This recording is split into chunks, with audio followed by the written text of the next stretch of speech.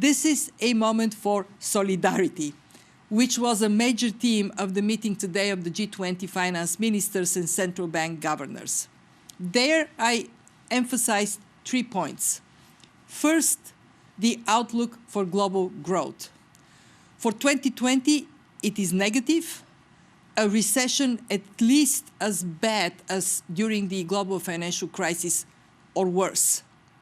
But we expect recovery in 2021.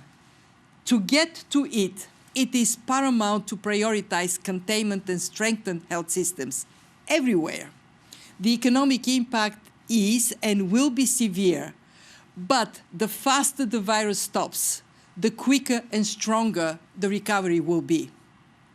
We strongly support the extraordinary fiscal actions many countries have already taken to boost health systems and protect affected workers and firms. And we welcome the moves of major central banks to ease monetary policy. These are both efforts. They are not only in the interest of each country, but of the global economy as a whole. And even more will be needed, especially on the fiscal front. My second point is that advanced economies are generally in a better position to respond to the crisis, but many emerging markets and low-income countries face significant challenges. They are badly affected by outward capital flows, and domestic activity will be severely impacted as countries respond to the epidemic.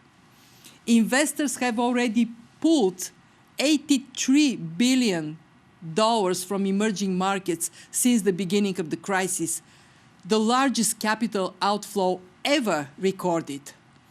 And we are particularly concerned about low-income countries in that distress, an issue on which we are working closely with the World Bank. Third, what can we, the IMF, do to support our members? We are concentrating bilateral and multilateral surveillance on this crisis and policy actions to temper its impact. We will massively step up emergency finance. Nearly 80 countries are requesting our help, and we are working closely with the other international financial institutions to provide a strong, coordinated response for largest possible impact. We are replenishing the Catastrophe Containment and Relief Trust to help the poorest countries. We welcome those who have already made pledges and call on others to join. And we stand ready to deploy all our $1 trillion lending capacity. But we are not stopping there. We are looking at other available options.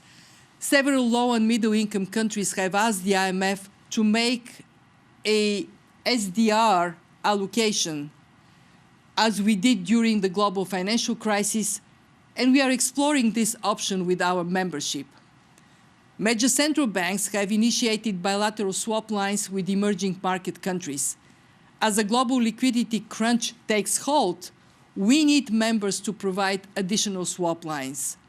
And again, we will be exploring with our executive board and membership a possible proposal that would help facilitate a broader network of swap lines, including through an IMF swap facility.